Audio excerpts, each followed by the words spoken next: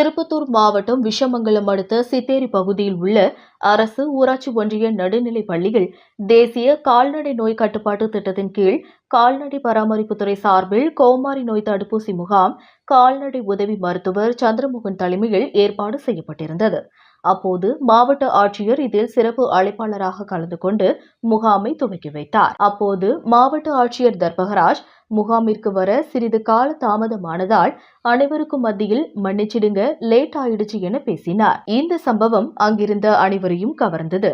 மேலும் விஷமங்கலம் பகுதியை சேர்ந்த கவுன்சிலர் வினோத் தனக்கு இந்த பகுதியில் நடைபெறும் இந்த முகாம் குறித்து எந்த தகவலும் தெரிவிக்கப்படவில்லை எனவும் ஆதங்கம் தெரிவித்தார். இந்த சம்பவமானது சிறிது சலசலப்பை ஏற்படுத்தியது. இதில் சித்தேரி, விஷமங்கலம், கோடியூர் உள்ளிட்ட பகுதிகளில் இருந்து பொதுமக்கள் தங்களின் மாடுகள் மற்றும் எருமை மாடுகள் 200க்கும் மேற்பட்டவைகளை அழைத்து வந்து இந்த முகாமில் தடுப்பூசியை செலுத்திக் கொண்டனர். திருப்பத்தூரிலிருந்து ரிப்போர்ட்டர் வெங்கடேசன்.